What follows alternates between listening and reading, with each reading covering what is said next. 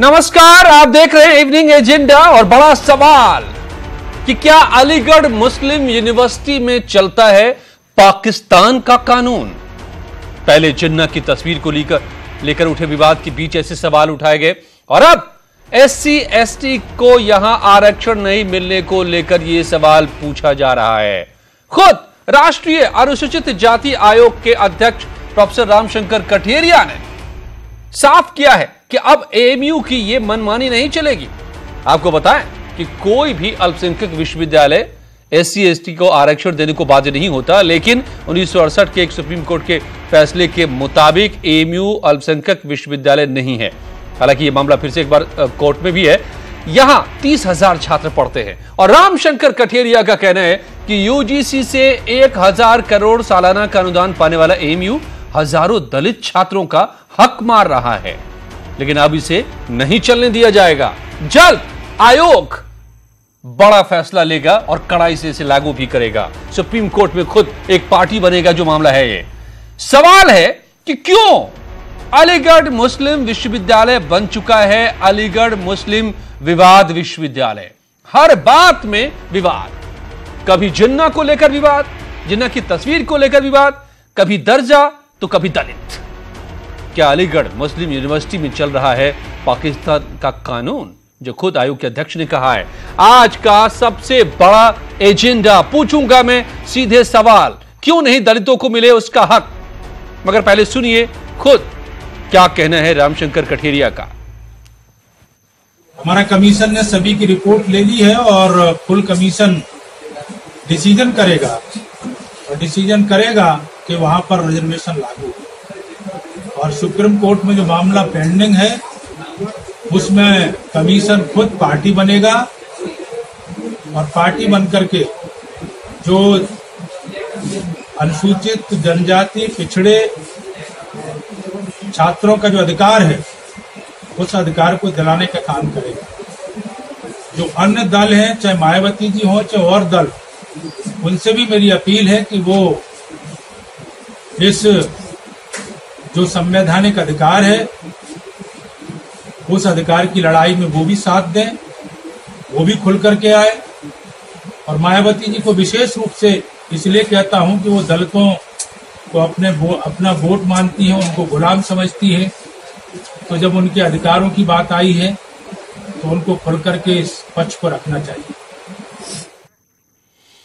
तो मायावती खास करके बीएसपी जो दलितों को अपना वोट मांगती हैं, अपना गुलाम समझती हैं, वो इस मुद्दे पर क्यों खामोश है, ये भी सवाल उठाया है।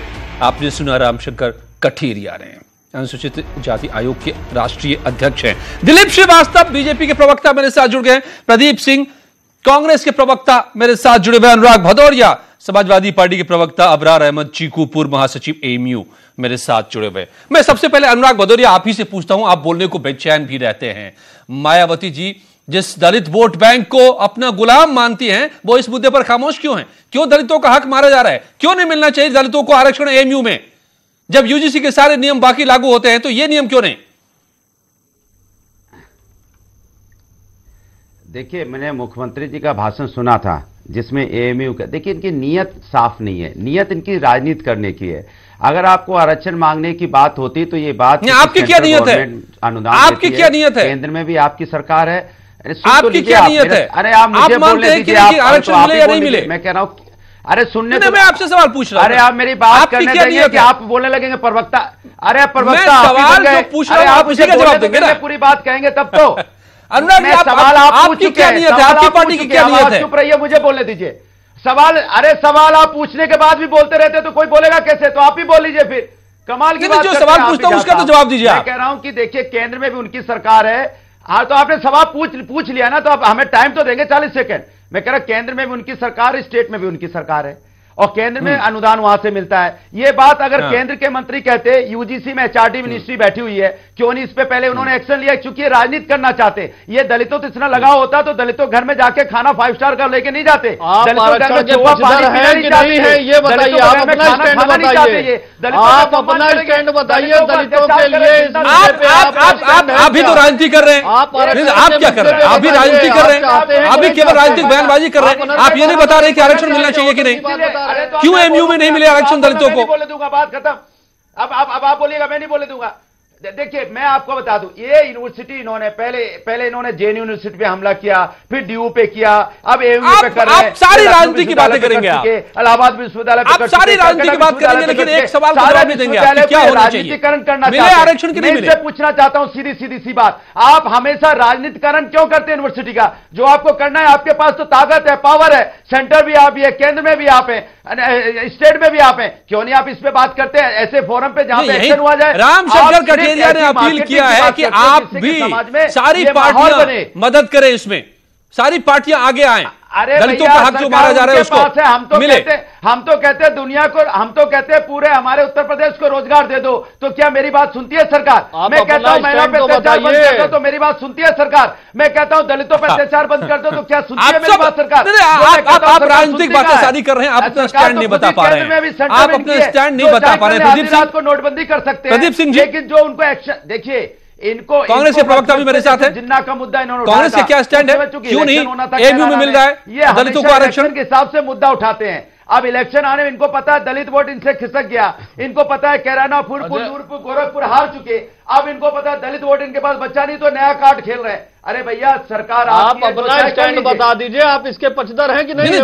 हर कोई हर कार्ड खेल रहा है, आप पक्षधर हैं कि नहीं? ये कोई नई बात नहीं आप कह रहे हैं। आप कभी विष्णु का कार्ड खेलते हैं? आप अरे दलितों पे सर्वाधिक अत्याचार आपका काला इतिहास है, सर्वाधिक अत्याचार आपके शासन में हुआ, आपका काला इतिहास है, काला इतिहास रहा है कि जब आपकी सत्ता रहती थी गाँव जला नहीं जाते थे दलितों के, ये आपकी सत्ता रही। आप अलीगढ़ मुस्लिम विश्वविद्यालय में चुप्पी को साथ लेते हैं, आपकी तुष्टीकरण की नीति है, इस कारण से आप चुप्पी साथ लेते हैं, आप इस पे अपना स्टैंड नहीं बता रहे। जो अजय जी ने जो प्रश्न पूछा उसका उत्तर नहीं दे रहे, आप उसका उत्तर नहीं दे रहे कि आप इस आरक्षण के पक्षधर हैं कि नहीं है। अनुराग जी, आप काम की बात नहीं कर रहे, आप केवल दाएं बाएं भागना चाह रहे हैं, आप राजनीति कर रहे हैं। आप छोड़िए, ठीक है, आपने बहुत बोल लिया, आपको मैंने पहले मौका दिया, अब मौका दूसरों को। आप ये नहीं बता पा रहे कि एमयू में आरक्षण मिलना चाहिए कि क्यों नहीं मिल रहा है दलितों को आरक्षण? समझो राष्ट्र को धोखा दे रहा है, अगर राष्ट्र के साथ चलना है तो भारतीय जनता पार्टी को हटाना पड़ेगा यहां से। ठीक है, प्रदीप सिंह जी, अनुराग जी, आपके पास फिर से मैं लौटूंगा। आपसे प्रार्थना, अरे अनुराग जी आप ब्रेक लगाइए, आपका ब्रेक फेल रहता है, आप ब्रेक को ठीक कराइए, आप ब्रेक भी लगाइए, बाकियों को भी बोलने दीजिए। प्रदीप जी, समाज में इतनी गंदगी है, दूर करने के लिए गाड़ी तो चलानी पड़ेगी। हाँ नहीं वो तो है, लेकिन गाड़ी ऐसा मामला माननीय उच्चतम न्यायालय क्या विचाराधीन है, इस पर समीक्षा, बाकी मेहमान भारतीय जनता पार्टी तो दे सकती है जी। उनको भी बोलने दीजिए, बाकी मेहमानों को भी। देखिए एक बार माननीय उच्चतम न्यायालय में विचाराधीन क्या समझो केस पे जी अजय जी, मेरा कहना यह है माननीय उच्चतम न्यायालय में विचाराधीन केस पर राय भारतीय जनता पार्टी तो दे सकती है, शोर तो मचा सकती है, लेकिन कांग्रेस पार्टी ऐसे मामलों में राय नहीं देती जो मामला माननीय उच्चतम न्यायालय के विचाराधीन हो। अगर वाकई शोर मचाने के अलावा भारतीय जनता पार्टी कुछ कर सकने की स्थिति में है तो उसे करना चाहिए, उसकी सरकार केंद्र में है, उसे बिल लाना चाहिए और अलीगढ़ विश्वविद्यालय का माइनॉरिटी का दर्जा समाप्त कर दीजिए। अगर आप करना चाहते तो नहीं करते आप। जिन्ना के मामले में आपने उत्तर प्रदेश के चुनाव के बीच में पूरा शोर मचाया क्या जिन्ना की अलीगढ़ मुस्लिम विश्वविद्यालय कब रहा है? साबरमती आश्रम में आज भी जिन्ना की तस्वीर लगी हुई है, वहां तमाम राष्ट्राध्यक्षों को लेकर आप वहां जाते हो, जिन्ना की तस्वीर आप वहां से नहीं हटाते हो। तमाम ऐसे मुद्दों पर जहां आप शोर मचाने की तो बात करते हो, लेकिन सदन में आपका चेहरा कुछ और होता है, सड़क पे आपका चेहरा कुछ और होता है। आपको तय करना होगा कि असली चेहरा कौन सा है, जो सड़क पे आप बोलते हो वो या सदन में बोलते हो वो। और इन्होंने 495 बीसी है जिसमें मात्र 6 एससी है। अरे आप धीरज रखिए ना अनुराग भदौरिया, आप धीरज रखिए ना, आपके पास फिर से लौटेंगे, बाकी दो और मेहमान है मेरे पास। आरक्षण के पक्षधर है कि नहीं है? बैकवर्ड 36 भारत के संविधान में जो व्यवस्था दी गई है उसके पक्षधर है कि नहीं है? आप असंवैधानिक कृत्यों के लिए जिम्मेदार है। आरक्षण वहां पे अलीगढ़ मुस्लिम विश्वविद्यालय में नहीं दिया गया, जिसके लिए भी आप दोषी हैं। आपकी तुष्टीकरण की नीति लगातार दोषी रही है। आप कभी मुस्लिम आरक्षण के पक्षधर रहे? बस फिर से आप भिड़ गए दोनों। संवैधानिक कृतियों की बात करना आपने किया है, आपने समाज को बांटने का काम किया है, जाति मजहब अनुराग भदौरिया जी, आप इसी तरह पागल हो जाएंगे। अनुराग भदौरिया जी, अनुराग भदौरिया जी, मुद्दों पर रखने आता नहीं है एक राजनीतिक। अनुराग भदौरिया शांत शांत शांत, ठीक है, ना टीवी पे बोल पा रहे हैं। दिलीप जी, दिलीप जी, अनुराग जी, आप दोनों शांत रहिए थोड़ी देर के लिए चुप हो जाए। अबरार अहमद जी मेरे साथ हैं, उनका भी पूछ ले क्या, पूछ ले क्या। आरक्षण नहीं मिल रहा है तो आप क्या चाहते हैं? उनके घर में देखिए कितनी बड़ी राजनीति है और राजनीति होती रहेगी। जो असली सवाल है उसका जवाब नहीं देगा कोई। भूल गए अनुराग भदौरिया राजनीति करते रहेंगे। प्रदीप सिंह ये नहीं बताएंगे, प्रदीप सिंह ये नहीं बताएंगे कि अलीगढ़ मुस्लिम यूनिवर्सिटी में आज तक क्यों नहीं मिला दलितों को आरक्षण। दलितों की बात करते हैं, दलितों के मुद्दे पर लड़ते हैं, उनकी सरकार रही लंबे समय से। प्रदीप सिंह ये नहीं बताएंगे कि सरकार क्यों नहीं कर रही मौजूदा। भारतीय जनता पार्टी को अगर शोर मचाना तो मचाते ही रहे, कांग्रेस अपना पक्ष मामला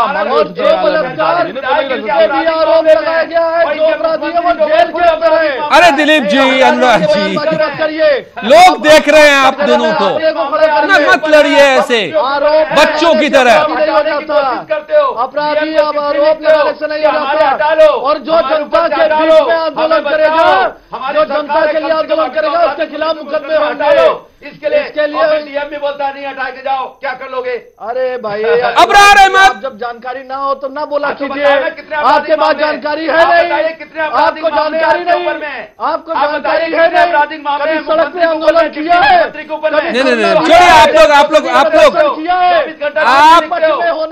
आप दोनों ने सिंह फंसा लिया एक दूसरे के साथ। चुप हो जाइए, दोनों की आवाज बंद कर दीजिए थोड़ी देर के लिए। अब छोड़िए। अबरार अहमद, आप लोग बोलेंगे, आपकी आवाज नहीं जा रही है, आप माफ कीजिएगा। अबरार अहमद, सच क्या है? अबरार अहमद साहब, आप तो एमयू में पूर्व महासचिव रहे हैं, यहां से पढ़ाई की है आपने। सुन लीजिए दिलीप श्रीवास्तव, अनुराग भदौरिया, आप लोग सुन लीजिए, बोलने दीजिए, दूसरों को बोलने दीजिए। अबरार अहमद साहब, आप बताइए, आप मेरी आवाज सुन पा रहे हो इन दोनों के शोर के बीच में? तो आप बताइए, ये अल्पसंख्यक विश्वविद्यालय नहीं है। सबसे पहले तो एमयू, फिर भी आज तक क्यों नहीं दलितों को आरक्षण मिल पाया? क्या वजह रही? कहना चाहूंगा कि मैं किसी की डिबेट में मैं नहीं बोला। मेरे 5 मिनट मुझे पहले आप सुन लीजिए। मुझे बड़े अफसोस के साथ ये कहना पड़ता है कि कटेरिया साहब जैसे संवैधानिक पद पर बैठे हुए, और जो जिनको न संविधान की कोई नॉलेज है, न जिनको कोई बिल्कुल संविधान की उनको अगर नॉलेज होती तो आर्टिकल 29, आर्टिकल 30 को वो जरूर पढ़ लिए होते। अगर उनको भारतीय संविधान की नॉलेज होती। देखिए, मैं आपके बीच में नहीं बोला, आप मुझे सुन लीजिए। नहीं, गलत चीज आप कह रहे हैं। आप चिल्ला लेने से किसी की आवाज उनको संविधान को पढ़ लेते। ये बिल्कुल आप झूठों पे मत करिए। अगर आर्टिकल 29 और आर्टिकल 30 अगर आप पढ़ लेते तो आज ऐसी बात आप बिल्कुल न करते। आप संविधान को नहीं मानते हैं, आप सुप्रीम कोर्ट को नहीं मानते हैं, आप हिंदुस्तान के कानून को नहीं मानते हैं। आप कौन सा कानून बनाना चाहते हैं? सुप्रीम कोर्ट ने, मैं पूछना चाहता हूं आपसे, अशोक प्रधान जी ने एमयू में 50% रिजर्वेशन को लेकर के अशोक प्रधान वर्सेस गवर्नमेंट ऑफ इंडिया ने एक सुप्रीम कोर्ट में केस किया था। सुप्रीम कोर्ट ने उसको रिजेक्ट कर दिया है, और आप कह रहे हैं मैं एमयू पे आरक्षण की बात करूंगा। आप कह रहे हैं कि मैं एमयू में उनको बात रिजर्वेशन दिलाने की नहीं है, बात SC ST को बात दिलाने की नहीं है, बात इस मुल्क के अंदर नफरत फैलाने की आदत पड़ चुकी है। ये हमारे और दलितों के बीच में जो अच्छे ताल्लुकात बने हुए हैं उसको ये खत्म करना चाहते हैं। इस वजह से इनको दलितों से अगर मोहब्बत होती, मैं पूछना चाहता हूं कि कितने दलितों को आपने अपॉइंट किया? सेंट्रल हिंदुस्तान के अंदर जितनी सेंट्रल यूनिवर्सिटी है, कितने सेंट्रल यूनिवर्सिटी में आपने SC ST को रिजर्वेशन दिया? ठीक है, जवाब दिलीप श्रीवास्तव, जवाब सिर्फ इनके दिमाग में एक बारी बारी से कि अलीगढ़ मुस्लिम यूनिवर्सिटी के अंदर नफरत की दीवार फैला करके हमको और दलितों से लड़ाना चाहते हैं। दलितों के बीच में अलीगढ़, अगर कटेरिया भारत का संविधान पढ़ के आइए तब बात करिए। चेयरमैन है, जब जानकारी नहीं है तो न बोलिए। जनता देख रही है और हंस रही है आपके ऊपर। हिंदुस्तान की समाजवादी पार्टी के प्रतिनिधि के तौर पर आप बोल रहे हैं। अरे भाई, आरक्षण की व्यवस्था जो है उसको हटा देंगे क्या? भारत के संविधान में आरक्षण की व्यवस्था है। जो आरक्षण की व्यवस्था है उसे आप नहीं खत्म कर सकते। दिलीप श्रीवास्तव, पाकिस्तान का कानून कैसे चलता है AMU में? ये कहने का क्या मतलब है? जो बहस हुई थी स्टे नहीं है, स्टे नहीं है, और गलत बयानबाजी कर रहे हैं, गलत बयानबाजी कर रहे हैं। कोई स्टे नहीं है, बिल्कुल आप कोई स्टे नहीं भी गलत बयानबाजी कर रहे हैं। अजय जी से पूछ लीजिए, विद्वान पत्रकार है, आप अनर्गल बयानबाजी कर रहे हैं। नहीं, मतलब ये मामला अभी अनर्गल बयानबाजी मत करिए, अनर्गल बयानबाजी मत करिए, अनर्गल बयानबाजी मत करिए। भारत का संविधान नहीं, इसकी कोई जानकारी नहीं अबरार अहमद। ऐसा मैंने भी जितना रिसर्च किया घंटों, मुझे नहीं मिला है कि कहीं स्टे हुआ है। क्या करता है? मैं आर्टिकल 15 क्या कहता है बताइए, दिखा सकता हूं? मुझे ना दिखाइए, मुझे जानकारी है। मेरा रिसर्च ये बताता है बताइए कि सारे नियम कहते हैं कि यहाँ पर मिलना चाहिए दलितों को आरक्षण। % से ज्यादा रिजर्वेशन किसी का नहीं हो सकता। रिजर्वेशन विश्वविद्यालय से क्या किया गया? आपने 4 साल रिजर्वेशन से हटा दिया गया, 2019 यूनिवर्सिटी से हटा दिया गया, लेकर के कैसे बच्चे हटा दिया गया। और ये अरे समाजवादियों चुप हो जाओ, शर्म करो, बोलना नहीं चाहिए। नफरत की दीवार में खड़ा कर देना चाहते हैं। दीवार में समाजवादी पहले में मत खेलिए, किसी पार्टी का समाजवादी पार्टी के पहले मत खेलिए। नहीं अबरार अहमद, अरे शर्म आनी चाहिए। अलीगढ़ मुस्लिम विश्वविद्यालय अलीगढ़ मुस्लिम विश्वविद्यालय के बारे में पढ़ के आए होते, जिसमें पढ़ के आए होते। आप लोग शांत होइए तो मैं कुछ सवाल भी कर लूंगा। गला खराब हो जाएगा सबका, बोल नहीं पाएंगे कई दिनों तक आप लोग। चाहिए आपको, इस तरह की बहस बड़बाजी कर रहे हैं। अरे नमाजवादियों, शर्म करो, तुष्टीकरण की इंतहा मत करो, नहीं तो मुस्लिम महिलाएं लेके चप्पल निकलेंगी। पार्टी बोलो, जितना चाहे चुप हो जाइए नमाजवादियों, चुप हो जाइए, जनता देख रही है। शर्म करो नमाजवादियों, समाजवाद का मजाक उड़ा रहे हैं। प्रदीप सिंह जी, आप वहां बैठे जरा चुप कराइए इन सबको, तो मैं आपसे भी कुछ पूछूं आपके माध्यम से कि जब चीना की बात आती है, मैं चीना का समर्थक नहीं हूं, लेकिन मैं पूछना चाहता हूं भाजपा के लोगों से कि जब 1942 की बात जब 1942 लेकिन चीना का फोटो आप डाले रहेंगे AMU में, आप उसका समर्थन करेंगे, ये क्या सही है? झूठ बोल रही है।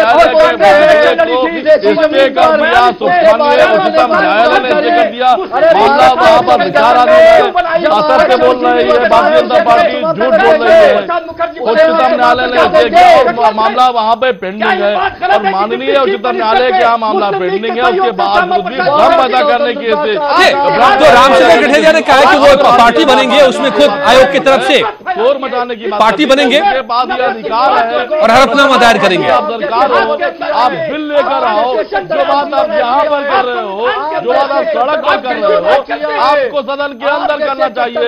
बिल लेकर आइए, आप झूठी बातें कर रहे हो। आपका एक चेहरा सदन के अंदर होता है। शांत, आप सभी लोग शांत होंगे। सड़क पर आप सब लोग शांत होंगे क्या? सदन के अंदर आप दूसरी बात शांत। करते हो, ये नहीं करना चाहिए। शांति। अब सब लोग चुप हो जाइए एक बार सब लोग चुप हो जाइए, एक बार सब लोग चुप हो जाइए, ठीक है? आप लोग सब लोग एक बार चुप हो जाइए, चुप हो जाइए थोड़ी। उत्तर प्रदेश के नहीं, थोड़ा सा सुन भी लीजिए, थोड़ा सा सुन भी लीजिए। जिन्ना पर चर्चा नहीं कर रहे हो, इससे पहले आपने बाबरी मस्जिद पर चर्चा की, राम मंदिर पर चर्चा की, पूरे 4 साल बीत गए, उस पर आप कुछ नहीं बोलते। धारा 370 में आपने तमाम हवाला किया, आज उस पर नहीं बोलते। यही है राजनीति, देख लीजिए। हमाम में सारे नंगे, सदन के बाहर आप कुछ और बोलते हो, तय कर दीजिए। हमाम में सारे नंगे और सब केवल एक दूसरे के साथ लड़ेंगे, झगड़ेंगे, लेकिन आपकी हमारी बात को नहीं सुनेंगे, अपनी राजनीति करेंगे। तो क्या है वाकई? ये सवाल अभी भी पूछना बाकी रह गया अबरार अहमद से भी कि क्या वाकई पाकिस्तान का कानून चलता है या फिर ये सारी राजनीति हो रही है एएमयू के ऊपर। धन्यवाद आप सबका मेरे साथ जुड़ने के लिए। यह था आज का एजेंडा। रुक करते हैं मेनका का न्यूज रूम में। मौजूद है इस वक्त की खबरों के साथ मेनका।